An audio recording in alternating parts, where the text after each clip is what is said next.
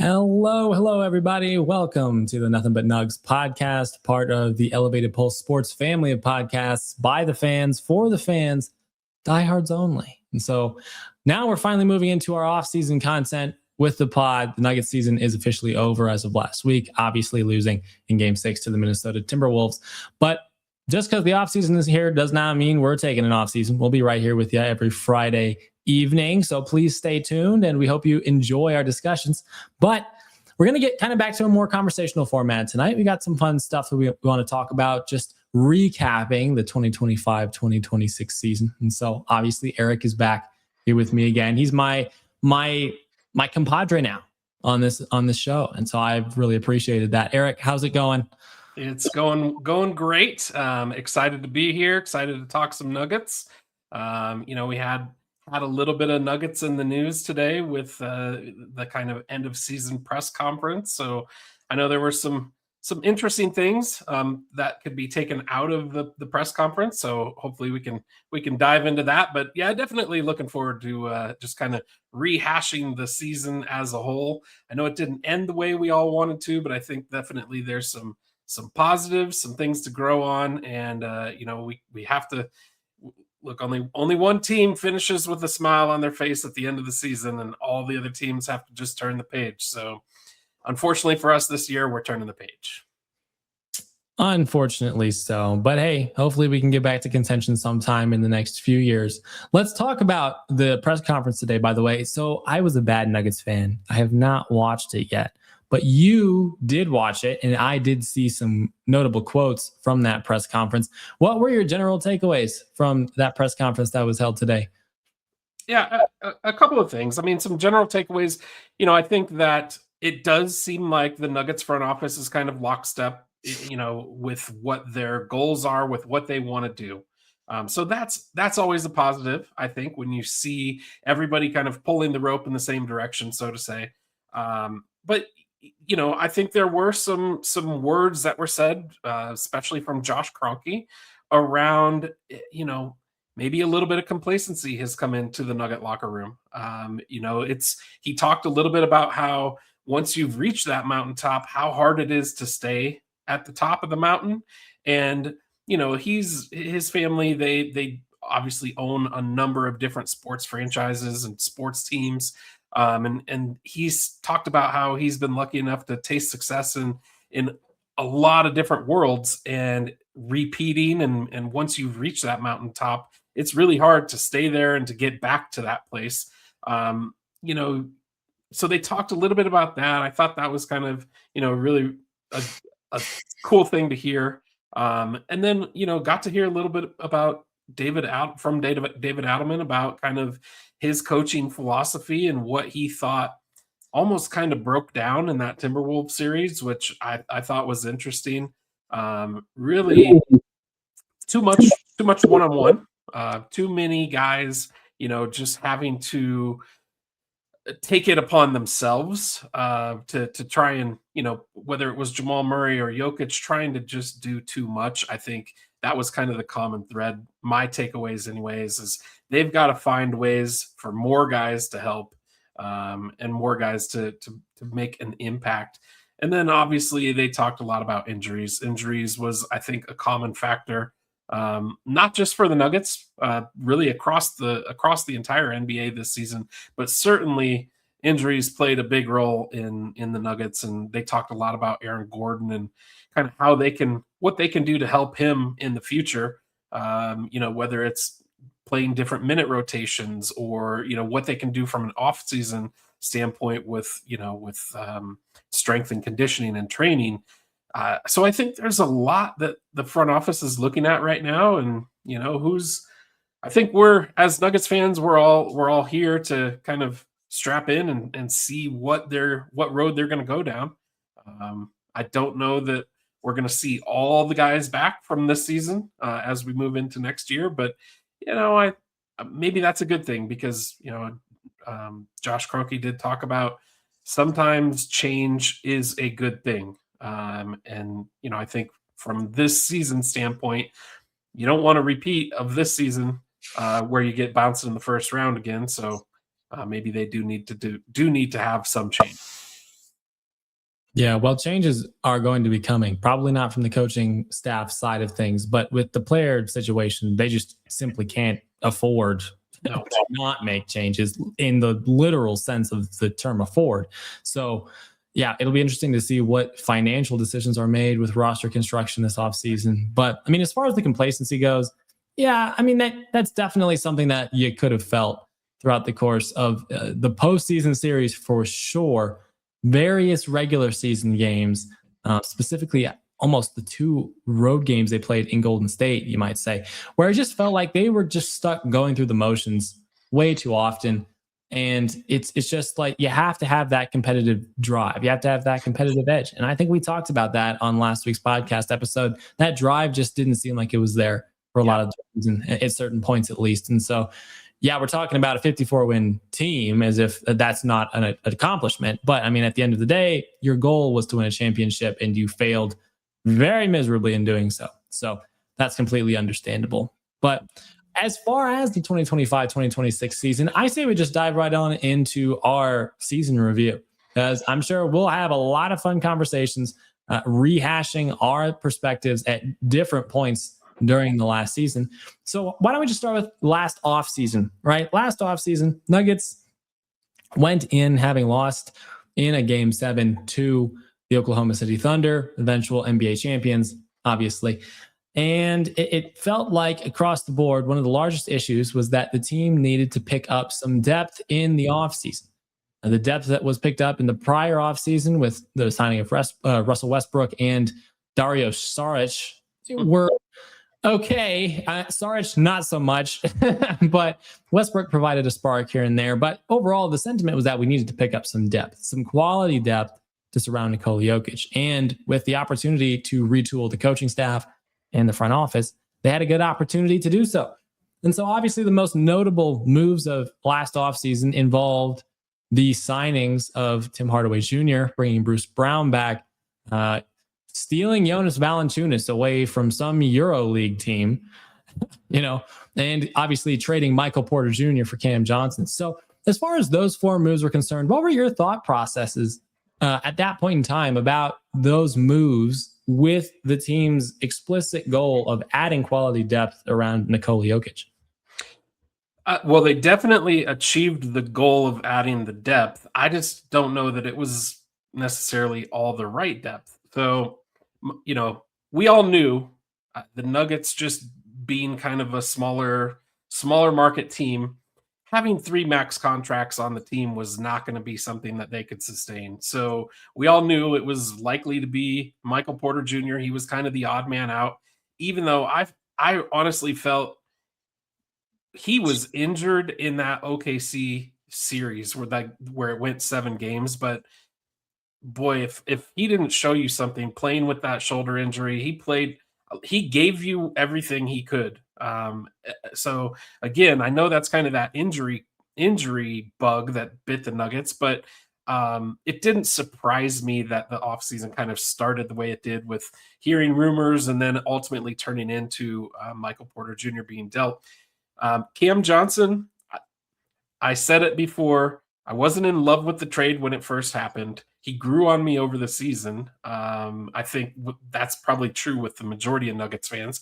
He didn't come out the gates hot, and then he had some injuries, kind of middle of the season.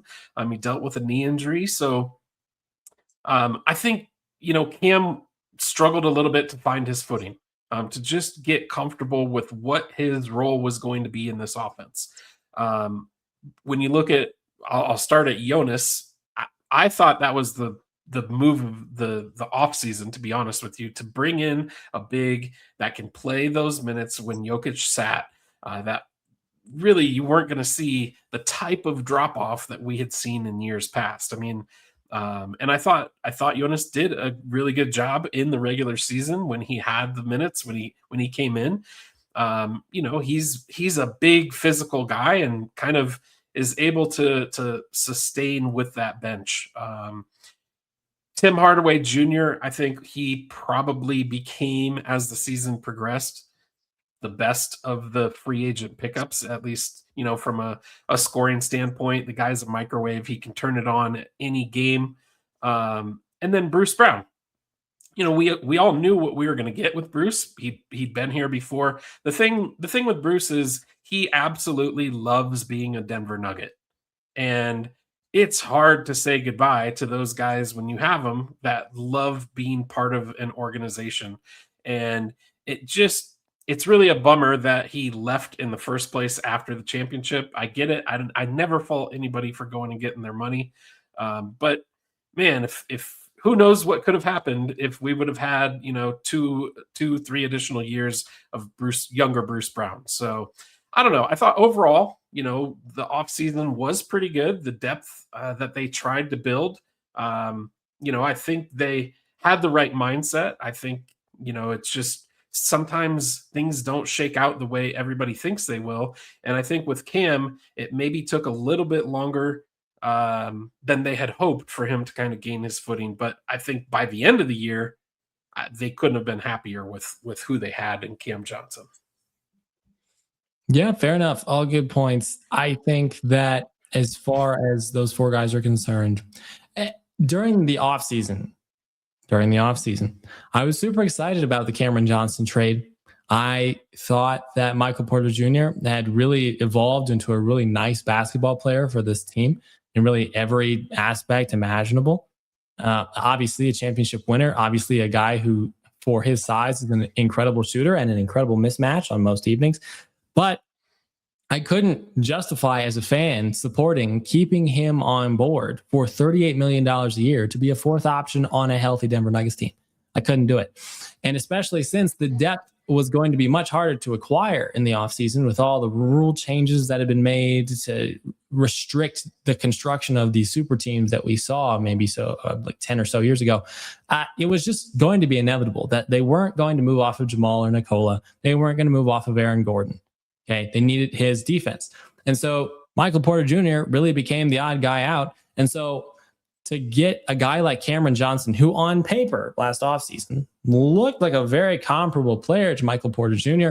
in terms of scoring output, 3-point shooting, with better defense, all things considered, at a price tag $16 million cheaper, I was like, okay, I'm all for that move. That's a solid move. That upgrades the team and a high IQ basketball player to add on. And so I really was a fan of that Cameron Johnson move. With that $16 million that they saved, they were then able to go out and get Jonas Valanciunas as well, which was an absolutely incredible thing for them to be able to do. They were also able to move off of Dario Saric, which is an underrated move that they made last offseason too, to clear up like $8 or $9 million of cap space, I think it was. So, I mean, the offseason really started clicking at that point. We were like, okay, we got the money freed up. We got our backup center with Valanciunas, a solid veteran backup big, playoff experience, a guy who can relieve Nikola Jokic for like 10 or so minutes in a playoff game. I was all for it. So that was a great first move with that additional cap space that was freed up in the Michael Porter Jr. trade. Then they went out and they got Tim Hardaway Jr. and Bruce Brown on veteran minimum contracts. And so I was like, wow, the front office is absolutely cooking this offseason. They're doing a phenomenal job at putting not just veterans and guys who have experience in the playoffs around Nikola Jokic, but guys who are coming here not necessarily for money reasons, coming here because they want to play here. And so it was a phenomenal offseason in my estimation from that perspective. Is there really anything I was concerned about at that point in time? Not really. I mean, Bruce Brown had accumulated some injuries over his few seasons away from the Nuggets, and you might have figured that would have been relatively impactful. Bringing Bruce Brown back now was not necessarily going to be a perfect reunion for that reason. He was not going to be as bouncy or athletic. The shooting hadn't been as great either in recent years, but like you kind of said, he was a guy who wanted to play here, and so it was great to have that kind of guy come back to this team. So those were my thoughts on the offseason. Then we move into the regular season, right? We'll break it out into 3 segments. Let's talk about October through December first, the first few months of the season. Nuggets ended December with a 23-10 record. Okay, top 4 in the Western Conference, even though some of those injuries had started to set in, especially in November and December, they were still holding together just fine. And so, what were kind of some of your thoughts watching the team during that initial first few weeks of the season? Now you're getting to see the guys play together. You're just starting to see the chemistry being built. You're starting to see Tim Hardaway play really well as an outlier. I don't think we expected him to play that well in the role that he would have for this team. What were kind of your thoughts about the October through December part of the Nuggets season? Yeah, look, they played really well in spurts. I thought that for the most part, they lived up to that what was it, 23-10 record by the end of December.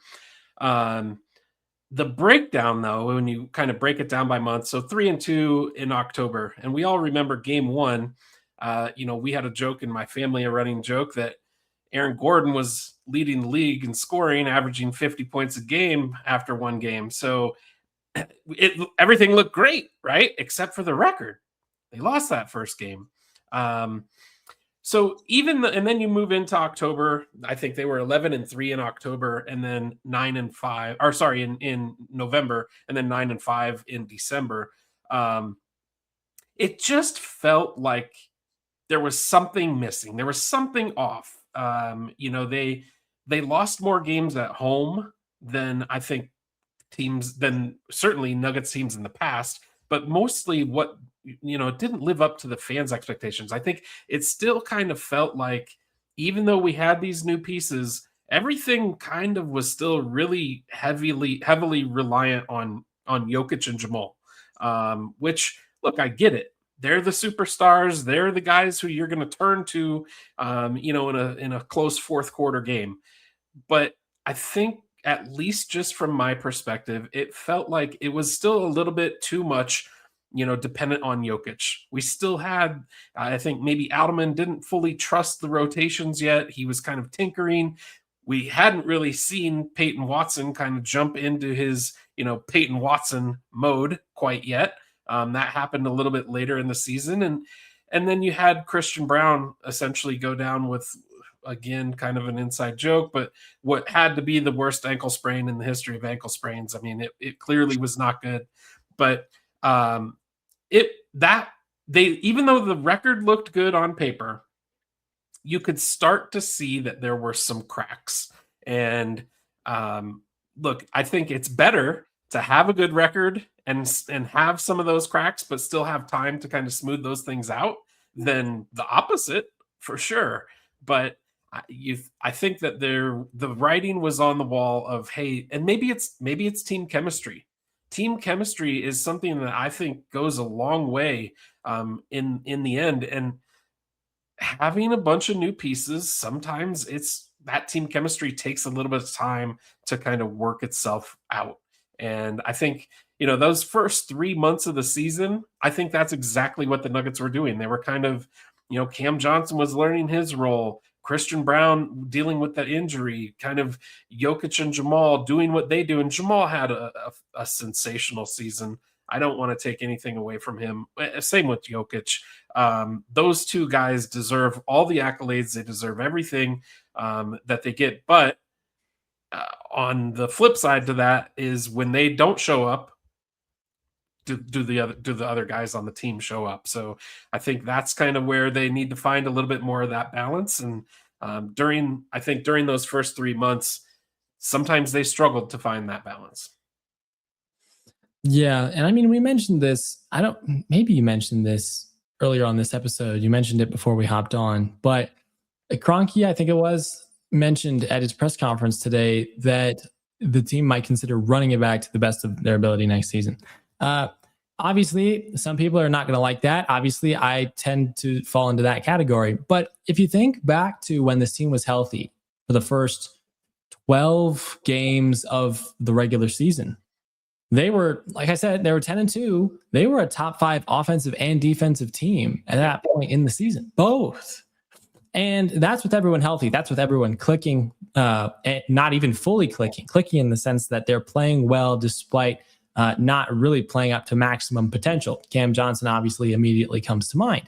And so It almost reminds me of the 2021-2022 season. I think it was that one. There was one postseason in this decade where the Nuggets just were completely ravaged with injuries, and they made the postseason. They were early exits. I think they lost to Golden State in the first round. And you're like, okay, this Nuggets team is just not healthy. They need to get a few new pieces, obviously, but they need to get healthy first and foremost and get through the regular season, get to the postseason with the full team having played enough games to build that chemistry so that they can truly compete for a championship. And lo and behold, they did that in 2023. They won. Kind of felt like this season, in some sense, had a little bit of shades of both of those seasons, right? Because you saw the championship potential that the Nuggets displayed the first few games of this season when they were healthy. Then you saw the injuries happen, and they never really got the opportunity to build that chemistry like the 2023 team did. That team also played well, but they also stayed healthy. And so in some sense, you can understand why Kroenke is like, we'll try to run it back. We might consider running it back. That's an option that's on the table, because the team, when they were healthy and not playing at peak chemistry levels, was a top 5 offensive and defensive team. And so that was a very interesting thing that I noted from the first few months of the season. Then obviously the injuries happened, but they continued to weather them pretty well. You did mention that there was a streak there where I think they lost 4 in a row at home, including to some teams that were just not very good. I think they lost to the Kings and the Mavericks at home. Yep. Can't do that. So it's like there were definitely things that needed to be worked out. They were a great road team in those months. Phenomenal. Maybe you could attribute some of that to a lot of the new guys in the rotation, 4 new guys in the rotation who hadn't fully adjusted to the altitude yet. Whatever you might want to blame that relatively poor home performance on, it's understandable. But yeah, it was just a strange first few months. The fact that they started off so hot, and then the fact that they ended with a top 4 record in the conference, all despite really not playing with maximum chemistry. And then by the end of the year, losing Cameron Johnson, Aaron Gordon, and Christian Brown at the same time. And then Nikola Jokic shortly after. It was just a weird conglomerate of events. But then we move into January and February, right? So now the team is fully into one of the worst injury situations that this team has seen in its entire franchise's history. Okay. What were your thoughts in January, where the team had no Nikola, they had no Cam Johnson, they had no Aaron Gordon, they had no Christian Brown, they had no Jonas Valanciunas for a little bit of time too? What were your thoughts? What was going through your head at that point in time? Well, I think a lot of Nuggets fans were probably going through the same thing. You know, they were thinking, how are we going to do it? How are we going to maintain kind of this championship caliber championship windows aren't open forever. And right now, I don't know that the Nuggets is closed, but certainly when we were at the beginning of the season, we thought, hey, that window is open. We have an opportunity. We're a good enough team. As you just said, for those first 12 games of the season, they were dynamite. So I think a lot of fans kind of, took it a little bit kind of like, hey, who do we turn to? Who's going to be the guy that steps up? And Peyton Watson was the guy that burst onto the scene. I think he was kind of given a little bit more responsibility, and I'm speaking from a fan's perspective. It's kind of what I hoped Christian Brown would do, right? It's kind of what I hoped Christian Brown would do at the start of the year, is kind of turn into that guy that we could like lean on a little bit more for some scoring punch. Well, that didn't happen, but Peyton Watson sure provided that scoring punch. I mean, he came in, I think, he averaged, it was about 16 points a game or so coming off the bench, and then he turned it into kind of a starting role. And then the other piece, look, I get it. He was a two-way player, but you got to tip your cap to Spencer Jones. The guy was relatively unknown. He came in, and look, his three-point shot does not look pretty. It's kind of gross to watch, to be honest with you, but it goes in. So I don't care what your shot looks like if it goes in, right? So, um, you know, those were kind of the guys that I saw stepping up. And look, you know, Valanciunas, he played his role when he was in there. I know he did miss a couple of games. Tim Hardaway, though, he played some big minutes.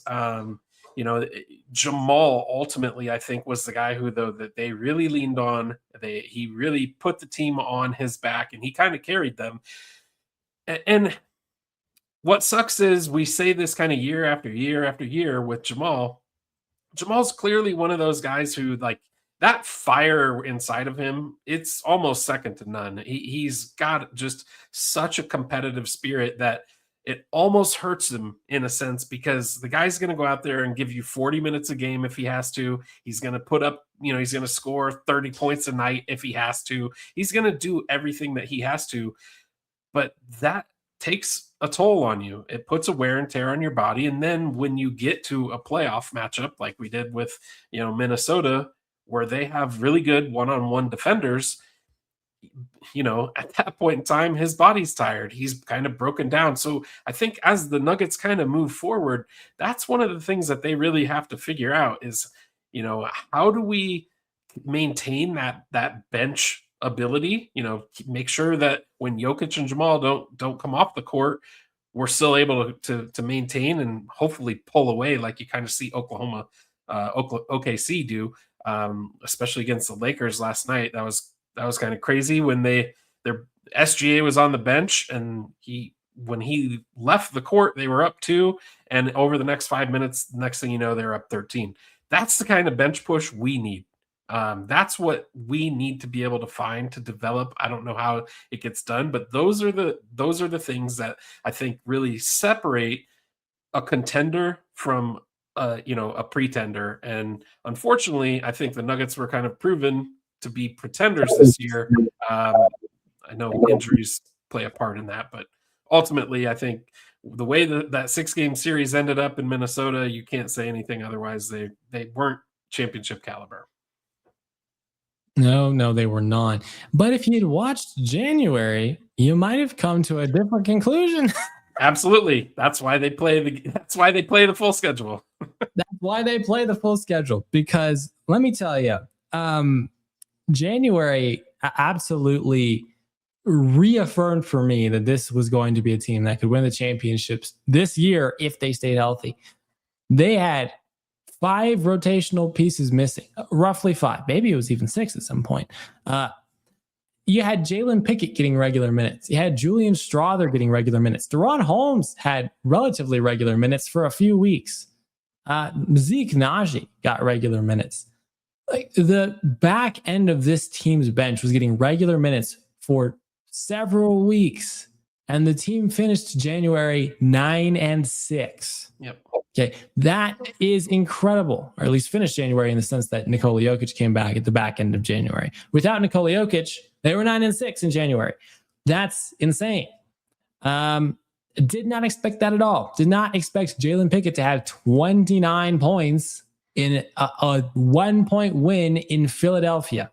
Okay, Philadelphia upset Boston in the first round. So, I mean, looking back at that, it's kind of like, wow, we didn't know that the Nuggets' homegrown depth was actually as capable as it was. So you saw that with Pickett. You saw that with Strawther. Deron Holmes, you saw for the first time, looks like he needed a little bit more development, needed to get in the weight room a little bit. He was kind of strangely playing this. It was kind of strange. On my old show, Hoops and Homers, I talked about this at that point in time, but it was weird. Holmes and Strawther were kind of playing like reverse type of roles, because Strawther is a guard who was taking like 50% of his shots within the paint, and Deron Holmes is a big who was taking more than 50% of his shots from the 3-point line. So it was kind of strange, but ultimately the guys were getting it done.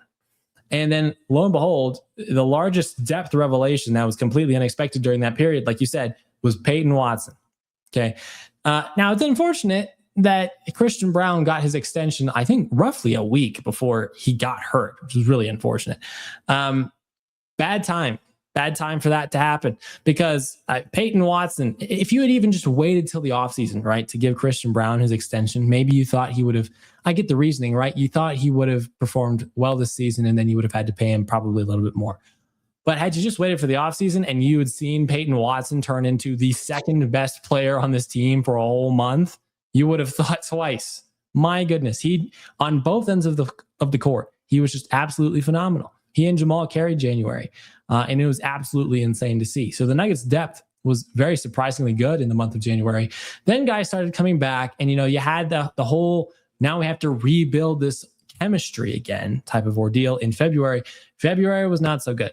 Okay, February saw some close losses to Detroit, for instance. Oklahoma City, it was a relatively close loss. Got blown out by New York in March, I guess. But you had a close double overtime loss to New York in February. So it was a lot of close losses, close loss to Cleveland, close loss to LA. It was just that period of time was kind of expected, right? Because now you're getting everybody back. You're trying to build the chemistry that you should have been building for the last 2 months now, with 2 months until the playoffs. And so February kind of was a little bit of a lull, but it was an understandable lull, and we expected them to come out of it. And so I didn't really think much about it, even though the Nuggets, I think, slipped almost to sixth, if not to sixth place in the standings at the end of February, if I'm not mistaken, for a little bit of time. But then March rolled around. So now we get to March and April. And the lulls of February got completely turned on its head. There's a reason why there's a roller coaster on the thumbnail of this episode if you're watching on YouTube. This was just the whole season. The whole season was an incredibly up and down roller coaster. And so March, not least, was an affirmation of that. What did you think about how the Nuggets just completely seems to turn it around in March now that pretty much everyone was healthy at that point? I mean, that's what winning teams do.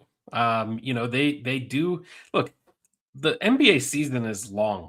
It's tiresome. You hear guys, retired guys talking about how once you hit that kind of that 50, 60, 70 game mark, it's almost just repeat, rinse and repeat. You go through the same thing. It's just in a different city every other night.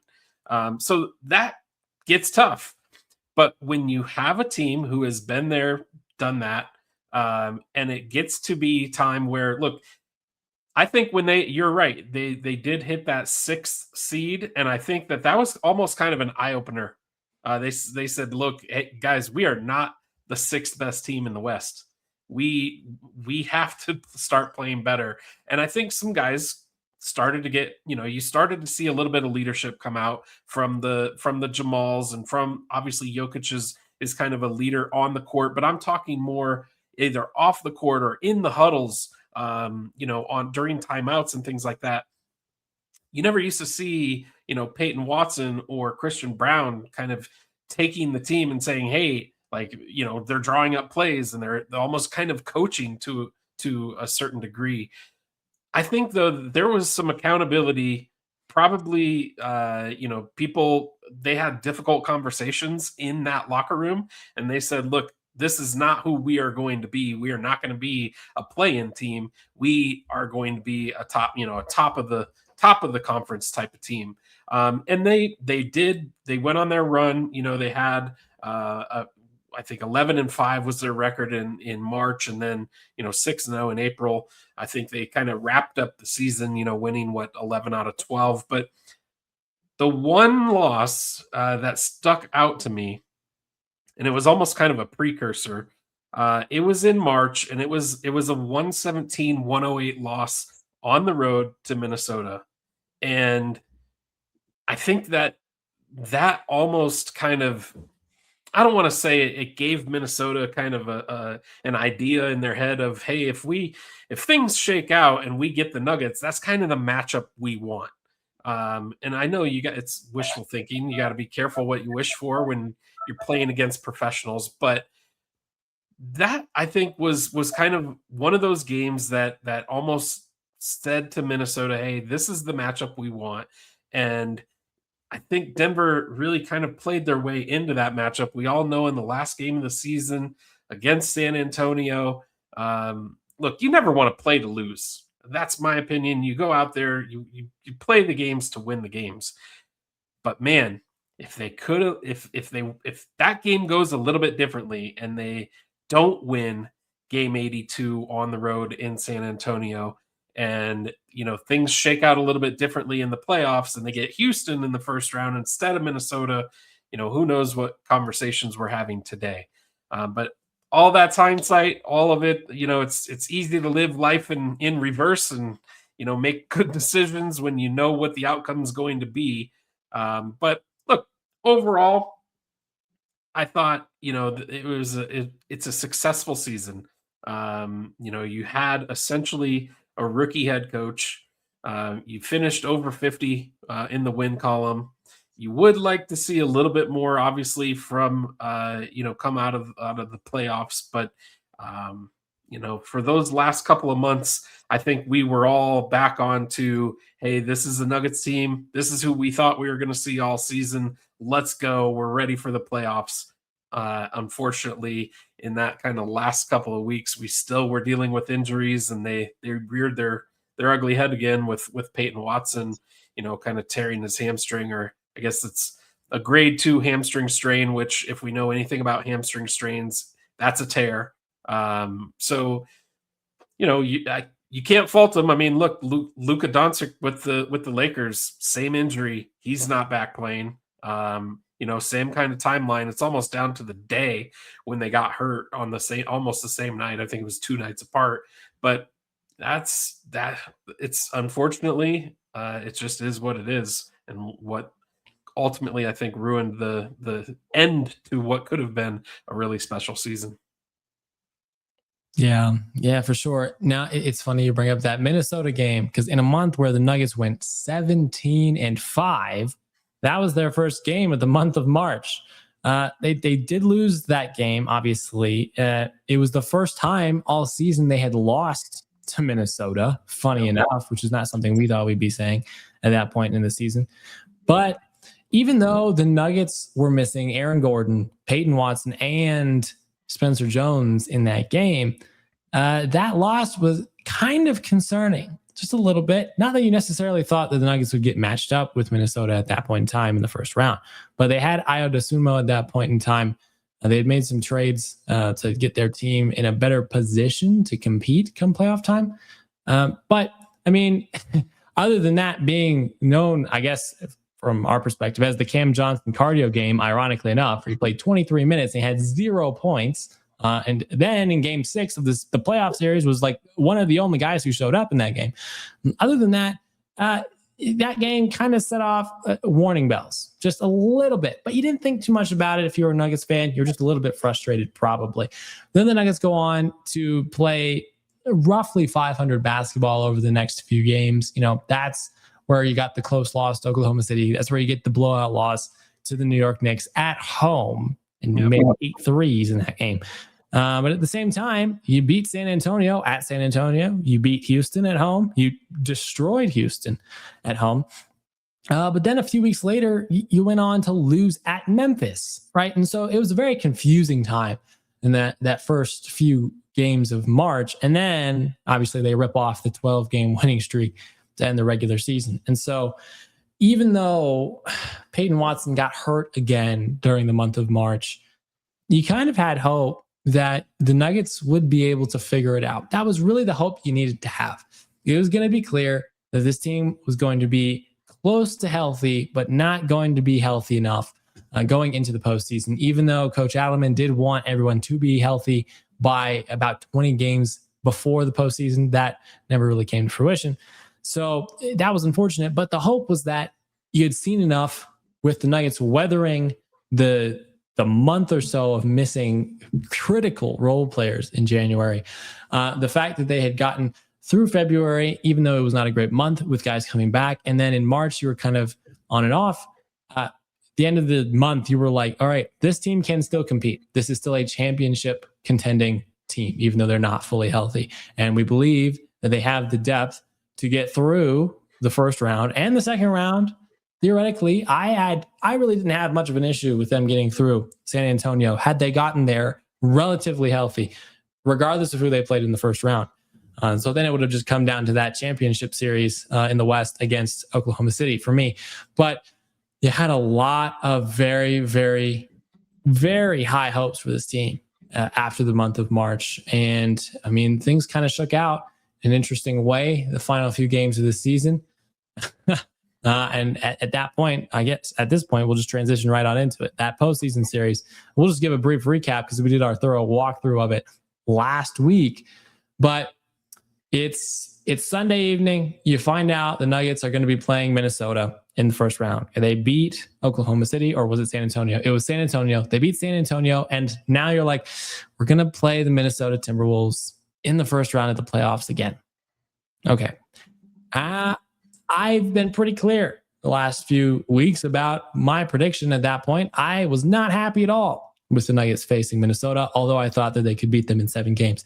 What were your thoughts before the playoff series on the Nuggets matchup with Minnesota? And then how was that verified by how the series went? It's easy to look back now and say, yeah, I didn't like the matchup. But honestly, I haven't liked the matchup for a couple of years with Jaden McDaniels. I just he is length. He's got length. He's very physical. He plays aggressive defense, and he picks Murray up and makes him go when he brings the ball up, he makes him go the whole time with a guy essentially in his jersey. That is going to it leads to things like unforced errors, to turnovers, to difficult shot making. We all know Jamal can make difficult shots, but you hate to see it when they're forced into those difficult shots. You'd rather see them, missing wide open shots than missing contested shots. But I still thought that the Nuggets had enough to, especially when the injuries happened to Minnesota. I thought that that should have been the Nuggets series, to be quite honest. But you get special guys doing special things in the NBA. Look, every single player, it does not matter if you're talking about a starter or the 8th guy on the bench. Everybody in the NBA is in the NBA for a reason. When you think about it, they were probably the best player that ever played at their high school. They were probably a star on their college team.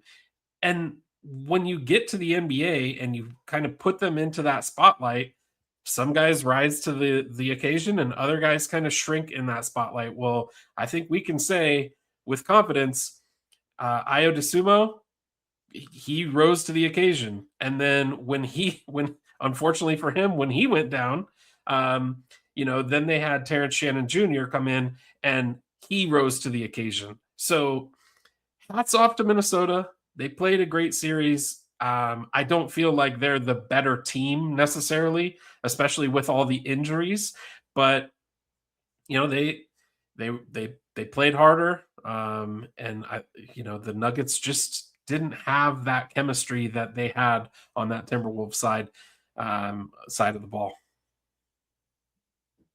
Yeah, I mean, there's just not much else to say about that. I did not expect Nikola Jokic to get clamped up in this series by Rudy Gobert the way he did. I did not expect McDaniels to be Jamal Murray's primary defender in this series the way he was.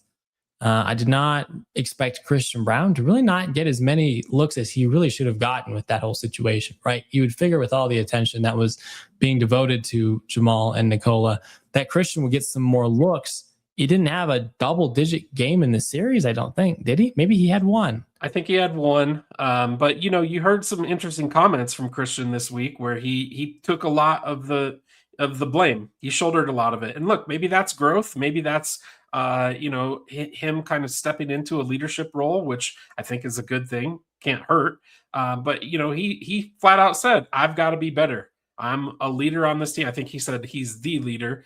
I think maybe he meant he's a leader on the team. But, if that's how he wants to see himself, great, because we need more guys like that. We need more guys who are willing to take on a leadership role and kind of try to relieve some of that pressure so it doesn't have to be Jamal. It doesn't have to be Joker every single night. Yeah. Yeah. I mean, at some point, your leadership is your ability to lead is also based on your performance. And so it's unfortunate that while he has that great leadership perspective, he just didn't get either the opportunity or play well enough with the opportunities he got during that series to really leave at least many Nuggets fans confident that that is a good situation for him to be in. Uh, 100%. I know. 100%.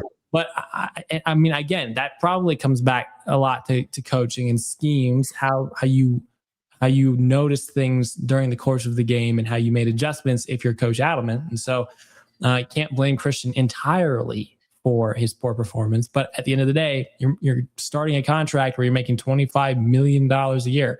Uh, Better playoff performances are expected for sure in the future. And so it was just unfortunate that that's the way that went for him. But I mean, looking across the board, it was unfortunate Aaron Gordon got hurt.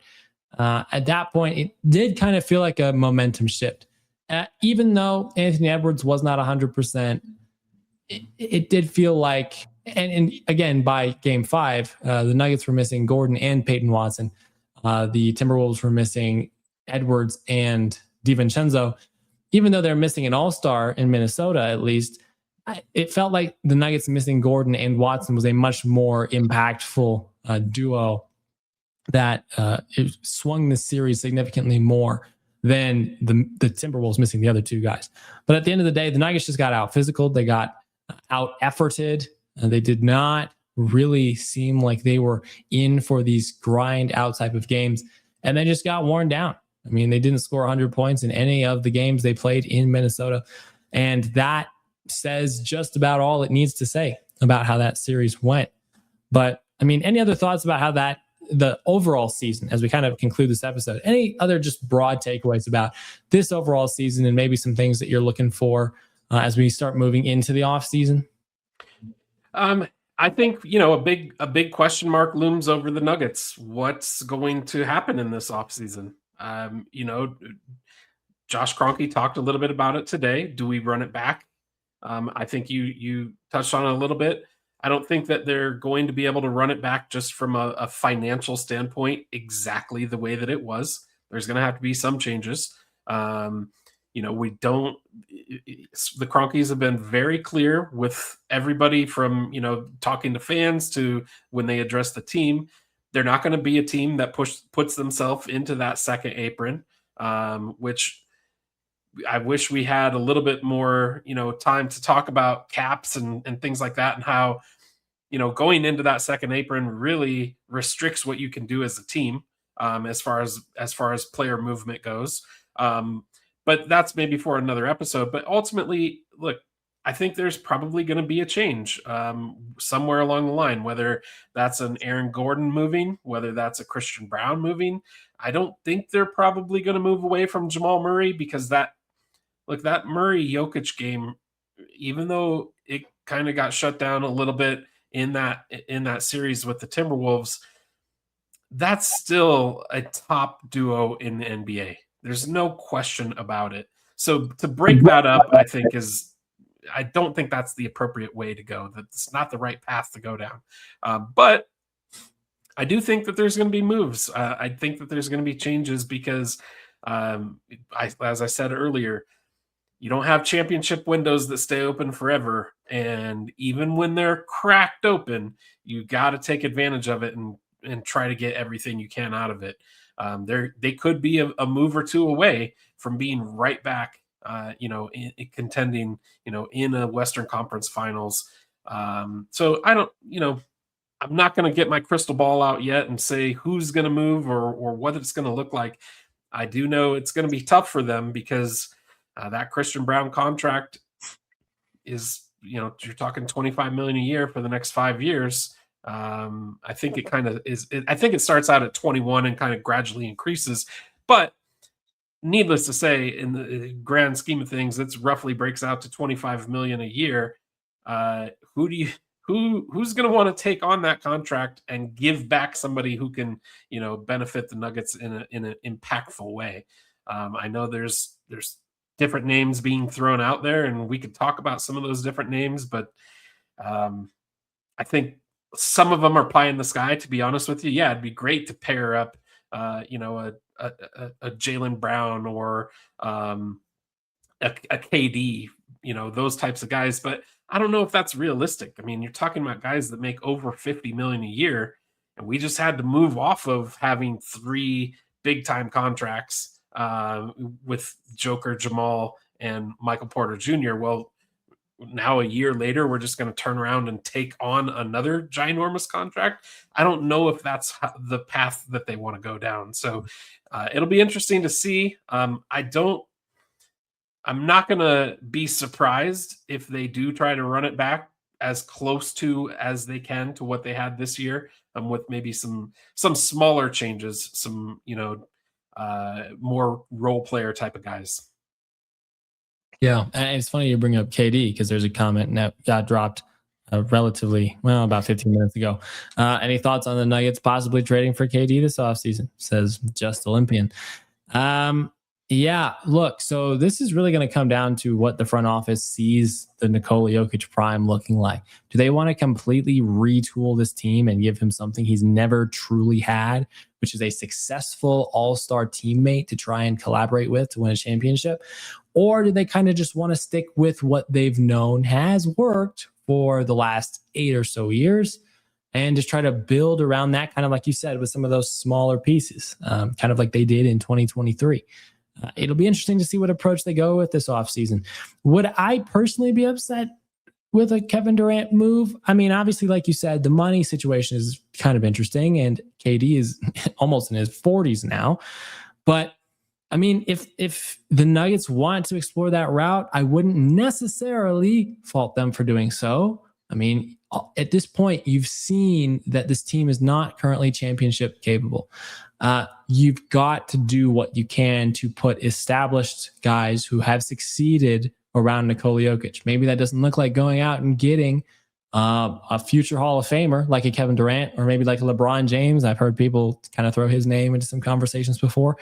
Maybe it looks like something smaller, and you go try to find a KCP type of comparable guy this offseason via trade or in free agency, and make it work that way. But that does need to happen. The Nuggets do need to go out and they do need to get solid guys who can shoot the ball effectively and play okay enough defense around Nikola Jokic to the point where you can truly say that Nikola is not at fault for not bringing his team success, right? The last few seasons, at least this last season, the injuries definitely got in the way of him being able to fully do that. The team just didn't have enough chemistry for him to be able to effectively be the center of this team when it mattered most.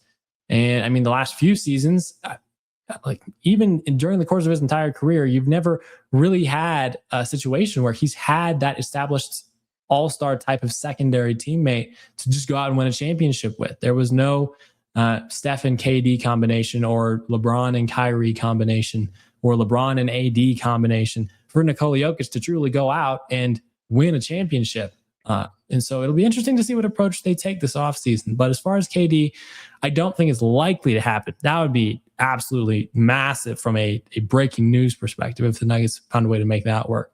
But yeah, they'll probably try to piece it together, make some smaller moves that can work around the team's current financial situation. But we'll see how it all plays out. This front office took some relatively large swings last offseason. We'll see what their second offseason at the helm has in store for us in the next few weeks as the current season winds down. By the way, I mean, we've got a 1-1 series now in my Minnesota Spurs series. I was excited. They barely pulled out game 1 against the Spurs, but I was very excited that they were able to do that. Are you going to change your prediction about the Spurs Timberwolves series now that you've seen 2 games? So, of course, Minnesota makes me look bad game 1, but I don't think I'm going to change my prediction. I don't know that I actually gave a number of games, but look, the Nuggets might have, maybe the Nuggets didn't, but the Nuggets fan base might have taken Minnesota a little bit too lightly when those injuries happened. And I'm not saying that San Antonio did the same thing. But look, they're a team that has been to the Western Conference Finals, 2, maybe 3 seasons in a row, 2 seasons in a row. They are a tough physical team that's well coached. They finish at the rim. They have shooters. There's no reason why they can't beat the Spurs. Um, I was, I mean, that game one was absolutely crazy to watch with Wemby getting 13 blocks. That's just not something you see in the NBA these days. But the fact that Minnesota, even with Wemby getting 13 blocks, was still able to win that game, I think is a huge testament to that Minnesota team. They, they've got guys, they've got the grit, they've been there, they know how to do it, they know how to win, and maybe I can admit when I'm wrong, and maybe I was part of that Nugget fan base that kind of maybe underestimated the Timberwolves a little bit. Yeah, man. I mean, fair enough. We'll see how it shakes out. I'm going to stick with my Wolves in 6 prediction. I don't necessarily know if Wolves in 7 is something I would say. Because if it goes back to San Antonio, depending on how the series has gone, I mean, you also factor in that they're a young team. Spurs are still a young team, so maybe Minnesota would win in 7. But I think Minnesota really just has to win their home games and win in 6 if they're going to win this series. But it'll be a competitive one. Yeah, for sure. I mean, 13 blocks in the game is just crazy. And with a triple-double also, by the way. So, Wembanyama. But, I mean, this just goes to show how challenging it'll be for the Nuggets to compete in this Western Conference over the next few years of Nikola's prime. Because you've got these legitimate young superstars in the West. SGA, despite his attempts to flop on every single drive he makes, I mean, they're a legitimate team. They're good. And so if the Nuggets don't make some significant upgrades this season, they're still probably a little bit behind the 8 ball, but we'll see how it goes. We'll see how it all shakes out. Any other final thoughts before we wrap up today's episode? One thing real quickly. I know we're heading into Mother's Day weekend. Just want to send a shout out to all the moms out there. All the guys listening, make sure you reach out, touch your mom, give her a phone call, shoot her a text, wish her happy Mother's Day, let her know that you're thinking of her. But other than that, that's about all I have. Nice. Wonderful shout out to the moms this weekend. Happy Mother's Day weekend. Go do something fun. Go get outside, get some time with your mom in there and the rest of your family. But till next week, we will see y'all. We'll be diving into some player discussions on next week's episode. So you're going to want to come join us for those discussions.